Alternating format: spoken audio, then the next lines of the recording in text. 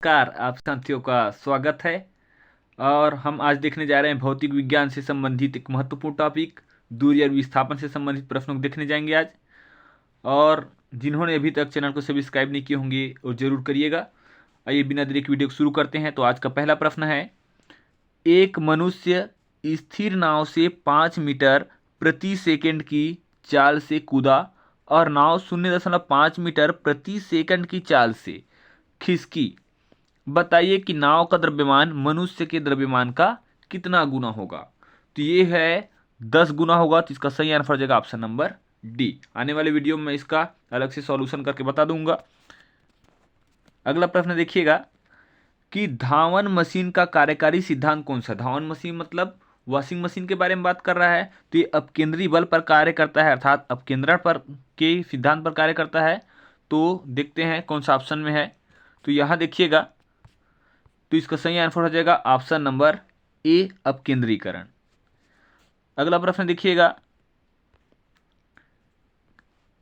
एक लड़की है। एक लड़की झूले पर बैठी स्थिति में झूला झूल रही है। उस लड़की के खड़े हो जाने पर प्रदोल आवर्तकाल पर क्या प्रभाव पड़ेगा। तो ये प्रदोल काल अपने आप क्या हो जाएगा, कम हो जाएगा। तो इसका सही आंसर हो जाएगा ऑप्शन नंबर ए। अगला प्रश्न देखिएगा, एक साधारण यंत्र किसी व्यक्ति की सहायता करता है। तो किस प्रकार से सहायता कर सकता है, तो कम बल का प्रयोग करके भी उतनी ही मात्रा में काम करने में सहायक होता है। तो इसका सही आंसर हो जाएगा ऑप्शन नंबर बी। अगला प्रश्न देखिएगा, एक भू उपग्रह अपने कक्ष में निरंतर गति करता है। यह अपकेंद्र बल के प्रभाव से होता है। जो क्या होता है ये देखना है ना, जो प्राप्त होता है। तो ये प्राप्त होता है आपका पृथ्वी द्वारा उपग्रह पर लगने वाले गुरुत्वाकर्षण से। तो इसका सही आंसर हो जाएगा ऑप्शन नंबर बी। अगला प्रश्न देखिएगा कि एक चिकना आनत तल क्षैतिज के साथ थीटा कोण पर आनत है, जैसा कि दी गई आकृति में दिखाया गया है। तो एक पिंड विरामावस्था से प्रारंभ कर, ये आनत नहीं अनंत पृष्ठ होना चाहिए, पृष्ठ पर से नीचे की ओर फिसलता है। अधः इस तल पर पिंड को पहुंचाने में या पहुंचने में लगा समय क्या होगा। तो ये देखते हैं चित्र के अनुसार क्या होगा। तो यहां पर देखिएगा, इसके लिए हो जाएगा ऊपर की ओर से आ रहा है तो उसके लिए साइन थीटा होता है। तो इसका सही आंसर हो जाएगा ऑप्शन नंबर सी, 1/sin θ वर्गमूल 2h/g। अगला प्रश्न देखिएगा, निम्नलिखित में से कौन सी राशि सदिश नहीं है। तो सदिश राशि कौन कौन सा देखते हैं। विस्थापन भी सदिश राशि है क्योंकि निश्चित दिशा में विस्थापित होता है। वेग भी सदिश राशि है और बल भी एक सदिश राशि है। लेकिन आयतन सदिश राशि नहीं होता, अदिश राशि होता है। तो सही आंसर हो जाएगा ऑप्शन नंबर डी। अगला प्रश्न देखिएगा, गुरुत्वाकर्षण के सार्वभौमिक नियम का प्रतिपादन किसने किया है। तो ये दिया था न्यूटन ने, आइजैक न्यूटन। तो इसका सही आंसर हो जाएगा ऑप्शन नंबर ए, न्यूटन। अगला प्रश्न देखिएगा, कथन दिया हुआ है कि एक पूर्णतः घर्षणहीन पृष्ठ पर खड़ा एक व्यक्ति सीटी बजाने से अपने को गति में ला सकता है। अगला दिया है, कारण बताया गया है कि यदि किसी तंत्र पर कोई बाह्य बल क्रियाशील नहीं है तो इसका संवेग एच परिवर्तित नहीं हो सकता। तो यहां आप देखिएगा कि ये दोनों आपका कथन और कारण दोनों सही हैं, लेकिन ये देखने को जरूर मिलेगा कि आर अर्थात जो कारण है ये एक सही स्पष्टीकरण नहीं कर रहा है। तो इसका सही आंसर हो जाएगा ऑप्शन नंबर बी सही हो जाएगा। अगला प्रश्न देखिएगा, निम्नलिखित में से कौन सी एक सदिश राशि है। तो इसमें से सदिश राशि है संवेग, बाकी सब क्या है, अदिश राशि है। तो सही आंसर हो जाएगा ऑप्शन नंबर ए। अगला देखिएगा, किसी लिफ्ट में बैठे हुए व्यक्ति को अपना भार कब मालूम पड़ेगा। तो जब लिफ्ट त्वरित गति से ऊपर की ओर जाता है तब भार का पता लगता है। तो सही आंसर हो जाएगा ऑप्शन नंबर ए। अगला प्रश्न, एक व्यक्ति कार में जो विराम में बैठा है सड़क से कार के 4 पहियों में से प्रत्येक पर प्रतिक्रिया R है। जब कार सीधी समतल सड़क पर चलेगी तो अग्र पहियों में प्रत्येक पर प्रतिक्रिया में क्या परिवर्तन आएगा? तो ये परिवर्तन ये आएगा कि यह R के बराबर हो जाएगा। तो इसका सही आंसर हो जाएगा ऑप्शन नंबर सी। अच्छा, क्या बोला गया? प्रतिक्रिया R है तो अच्छा अग्र पहियों पर तो प्रतिक्रिया में क्या परिवर्तन होगा? तो ये R से कम हो जाएगा ना, तो इसको करेक्शन कर लीजिएगा। इसका सही आंसर हो जाएगा ऑप्शन नंबर बी, R से कम हो जाएगा। अगला प्रश्न देखिएगा, पेंडुलम घड़ी तीव्र गति से चल सकती है कौन से काल में? तो शीतकाल में चल सकती है, क्योंकि इसकी लंबाई बराबर होती है, लेकिन ग्रीष्म काल में लंबाई थोड़ा सा बढ़ जाता है, इस वजह से धीमा हो जाता है। तो इसका सही आंसर हो जाएगा ऑप्शन नंबर बी। अगला प्रश्न देखिएगा, पदार्थ के संवेग और वेग के अनुपात में कौन सी भौतिक राशि प्राप्त की जाती है? तो ये भौतिक राशि प्राप्त की जाती है द्रव्यमान। तो इसका सही आंसर हो जाएगा ऑप्शन नंबर सी। अगला प्रश्न देखिएगा, सड़क पर चलने की अपेक्षा बर्फ पर चलना कठिन होता है, क्यों? क्योंकि बर्फ में सड़क की अपेक्षा घर्षण क्या होता है? कम होता है। तो इसका सही आंसर हो जाएगा ऑप्शन नंबर डी। अगला देखिएगा, यदि किसी घन के आयतन और पृष्ठ क्षेत्रफल को निरूपित करने वाली संख्याएं समान हो तो उस घन के किनारे की लंबाई माप की इकाई में होगी। तो किस इकाई में होगी? तो ये इकाई में होगी 6 की इकाई में, क्योंकि घन के बारे में बात किया गया है तो 6 कोर होता है। तो इसका सही आंसर हो जाएगा ऑप्शन नंबर डी। अगला है, लोलक घड़ियां गर्मियों में क्यों सुस्त पड़ जाती है? तो अभी कारण देखे थे कि लोलक की लंबाई बढ़ जाती है गर्मी के समय और इसमें इकाई दोलन में लगा समय बढ़ जाता है। तो सही आंसर हो जाएगा ऑप्शन नंबर सी। अगला प्रश्न देखिएगा, निम्नलिखित कथनों पर विचार कीजिए। तो पहला दिया हुआ है, एक सामान्य दोलक पर दोलक का दोलन चल रहा है, ऐसे में क्या क्या हो सकता है? तो कौन कौन से सत्य है ये देखना पड़ेगा यहाँ से। तो पहला मिल रहा है आपका कि जब गोला माध्य स्थान से गुजरता है तब त्वरण शून्य होता है, ये तो सही है। हर आवर्तन में गोलक 2 बार किसी एक निर्दिष्ट वेग को प्राप्त करता है, तो ये भी सही है। अगला देखिएगा, दोलन के दौरान जब गोला चरम स्थिति पर पहुंचता है तब उसकी गति और त्वरण दोनों शून्य हो जाते हैं, तो नहीं होता, चरम स्थिति पर कहाँ होगा। अगला देखिएगा कि सामान्य दोलक का दोलन आयाम समय के साथ साथ कम हो जाता है, तो हो जाता है समय के साथ कम घर्षण की वजह से। तो पहला, दूसरा और चौथा सही है। तो देखते हैं ऑप्शन में कौन सा है।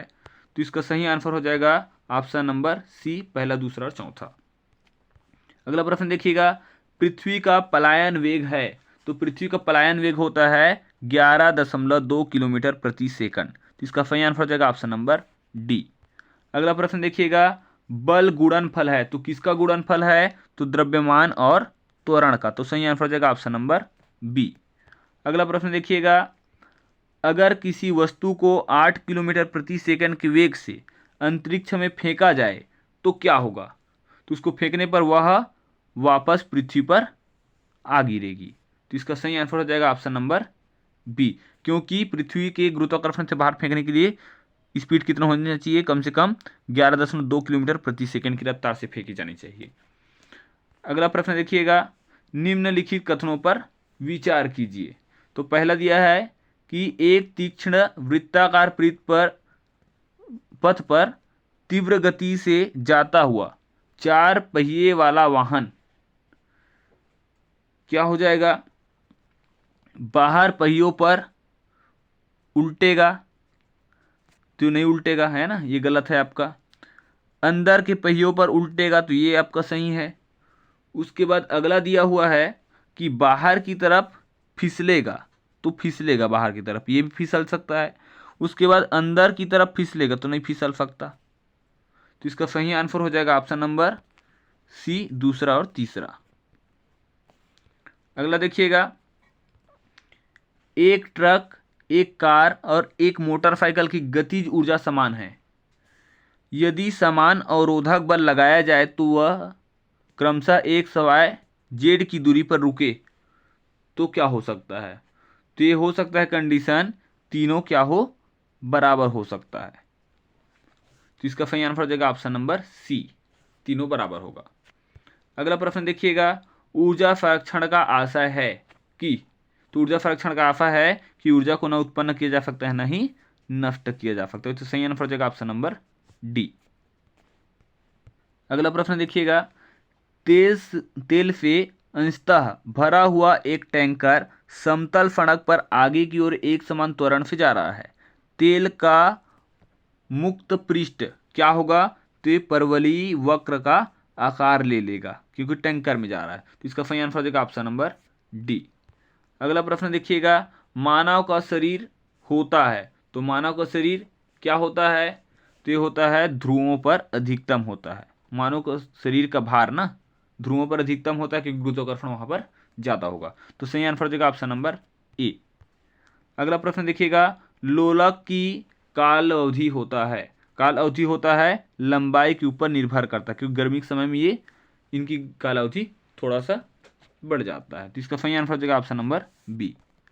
अगला देखिएगा, किसी पिंड व वस्तु का भार ध्रुवों पर सर्वाधिक होता है, तो यही आंसर सही है ऑप्शन नंबर बी। अगला प्रश्न देखिएगा, हवा में लोहे और लकड़ी की समान भार की गेंद को समान ऊंचाई से गिराने पर क्या होगा? तो लकड़ी की गेंद बाद में गिरेगी, तो इसका सही आंसर हो जाएगा ऑप्शन नंबर सी। अगला देखिएगा, लकड़ी, लोहे व मोम के समान आकार के टुकड़े को समान ऊंचाई से पृथ्वी पर गिराया जाता है, तो कौन सा टुकड़ा सर्वप्रथम पृथ्वी पर पहुंचेगा? तो सभी साथ ही साथ पहुंचेगा, तो इसका सही आंसर हो जाएगा ऑप्शन नंबर डी। अगला प्रश्न देखिएगा, जब कोई वस्तु ऊपर से गिराई जाती है तो उसका भार क्या होता है? तो उसका भार अपरिवर्तित रहता है, तो वैसी की वैसी, तो इसका सही आंसर हो जाएगा ऑप्शन नंबर बी। अगला प्रश्न है, अंतरिक्ष यात्री निर्वात में सीधे खड़े नहीं रह सकते क्योंकि गुरुत्वाकर्षण या गुरुत्वीय नहीं होता, तो इसका सही आंसर हो जाएगा ऑप्शन नंबर ए। अगला प्रश्न देखिएगा, यदि पृथ्वी का द्रव्यमान वही रहे और त्रिज्या 1% से कम हो जाए तब पृथ्वी के तल पर जी का मान कितना होगा? तो जी का मान 2% बढ़ जाएगा, तो इसका सही आंसर हो जाएगा ऑप्शन नंबर बी। अगला प्रश्न, एक वस्तु का पृथ्वी पर द्रव्यमान 100 किलोग्राम है, अगर चंद्रमा पर गुरुत्व जनित त्वरण है तो चंद्रमा पर वस्तु का द्रव्यमान कितना होगा? तो ये वस्तु का द्रव्यमान हो जाएगा यहाँ पर तो 100 kg हो जाएगा, तो इसका सही आंसर हो जाएगा ऑप्शन नंबर सी। अगला देखिएगा, निम्नलिखित में से किसने न्यूटन से पूर्व ही बता दिया था कि सभी वस्तुएं पृथ्वी की ओर गुरुत्वाकर्षित होता है? तो ये बताने वाला था ब्रह्मगुप्त, तो इसका सही आंसर हो जाएगा ऑप्शन नंबर डी। अगला प्रश्न देखिएगा, पीसा की झुकी हुई मीनार गिर नहीं जाती क्योंकि गुरुत्वाकर्षण केंद्र से जाने वाली ऊर्ध्वाधर लाइन तल के अंदर रहती है, तो इसका सही आंसर हो जाएगा ऑप्शन नंबर डी। अगला प्रश्न देखिएगा, भारहीनता होती है, तो भारहीनता गुरुत्वाकर्षण की शून्य स्थिति में होगा, तो इसका सही आंसर हो जाएगा ऑप्शन नंबर ए। अगला प्रश्न देखिएगा, गुरुत्व के अधीन विरामावस्था से मुक्त रूप से गिरने वाली किसी कण के मामले में समय में विस्थापन का विवरण किसमें सही प्रदर्शित किया गया है? तो प्रदर्शित किया गया है ऑप्शन नंबर ए वाला चित्र में।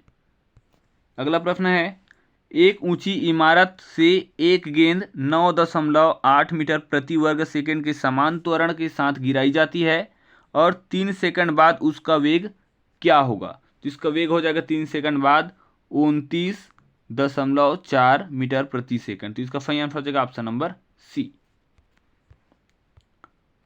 अगला देखिएगा, यदि पृथ्वी और सूर्य की दूरी जो है उसके स्थान पर दोगुनी होती तो सूर्य द्वारा पृथ्वी पर गुरुत्वाकर्षण बल जो पड़ता है वह क्या होगा? तो वह होगा अब तक जितना है उसका चौथाई होता या चौथा भाग होता, तो सही आंसर हो जाएगा ऑप्शन नंबर सी। अगला है, विनाशकारी भूकंप के गुरुत्व के कारण त्वरण होगा, तो त्वरण हो जाता है 980 सेंटीमीटर प्रति वर्ग सेकंड से ज़्यादा। तो इसका सही आंसर हो जाएगा ऑप्शन नंबर डी। अगला प्रश्न देखिएगा, दो उपग्रह पृथ्वी के इर्द गिर्द एक ही वृत्तीय कक्षा में गतिशील है, निम्नलिखित में से कौन सा एक सही है? तो ये सही है कि उपग्रह की चाल समान है। तो सही आंसर हो जाएगा ऑप्शन नंबर बी। अगला प्रश्न है कि एक अंतरिक्ष यात्री को एक अंतरिक्ष यान में पृथ्वी की परिक्रमा करते समय अनुभव होता है। तो क्या अनुभव होगा? तो भारहीनता का अनुभव होता है, क्योंकि गुरुत्व शून्य होता है। तो सही आंसर हो जाएगा ऑप्शन नंबर सी। अगला प्रश्न देखिएगा, एक उपग्रह पृथ्वी के घूर्णन की दिशा में पृथ्वी का परिक्रमण कर रहा है। इस उपग्रह में से एक प्रेक्षक को पृथ्वी पर भूमध्य रेखा पर स्थित एक बिंदु प्रत्येक 8 घंटे के बाद दिखता है। उपग्रह कितने समय में पृथ्वी की एक परिक्रमा पूरा कर लेगा? तो ये पूरा करेगा कितने घंटे में? तो 16 घंटे में। तो इसका सही आंसर हो जाएगा ऑप्शन नंबर बी। अगला प्रश्न है, नीचे दिए हुए आरेखों में से कौन सा आरेख अंतरिक्ष में तुल्यकारी उपग्रह के पथ का अधिकतम सही निरूपण करता है? तो ये निरूपण करने वाला चित्र यहाँ पे आप देखिएगा, ऑप्शन नंबर सी। तो इसका सही आंसर हो जाएगा ऑप्शन नंबर सी। अगला प्रश्न देखिएगा कि कथन दिया है कि कृत्रिम उपग्रह हमेशा पृथ्वी दिशा में छोड़े जाते हैं। तो पृथ्वी दिशा में छोड़े जाते हैं क्या? तो ये छोड़े जाते हैं, ये तो सही है, लेकिन कारण बताया गया है कि पृथ्वी पूर्व से पश्चिम की ओर चक्कर लगाती नहीं, ये पश्चिम से पूर्व की ओर लगाता है। तो ये कारण गलत है। तो इसका सही आंसर हो जाएगा ऑप्शन नंबर सी, ए सत्य है और आर असत्य है। अगला देखिएगा, दूरसंचार प्रसारण हेतु प्रयुक्त उपग्रह को भू अपरगामी कक्षा में रखा जाता है। एक उपग्रह ऐसी कक्षा में तब होता है जब पहला, कक्षा भूतुल्य कालिक होती है तब। तो ये सही है। कक्षा वृत्ताकार होती है, सही है। कक्षा पृथ्वी की भूमध्य रेखा के समतलन होती है, तो ये भी सही है। कक्षा 22,236 किलोमीटर की तुगंता पर होती है, तो ये सब सही है। तो ऑप्शन नंबर आपका सी सही हो जाएगा। पहला, दूसरा, तीसरा, चौथा सब सही है। अगला प्रश्न देखिएगा, पृथ्वी के परितः परिक्रमा कर रहा कृत्रिम उपग्रह इसलिए पृथ्वी पर नहीं गिरता क्योंकि पृथ्वी का आकर्षण है। तो कैसा आकर्षण है? तो इसका आकर्षण होता है, ये वाला क्वेश्चन में थोड़ा सा करेक्शन कर लीजिएगा। कक्षा 22,236 किलोमीटर की तुगंता पर होती है, तो ये नहीं होता ना। तो इसके हिसाब से फिर पहला, दूसरा, तीसरा बस सही है। तो ऑप्शन नंबर ए सही हो जाएगा, करेक्शन कर लीजिएगा, ऑप्शन नंबर ए सही है।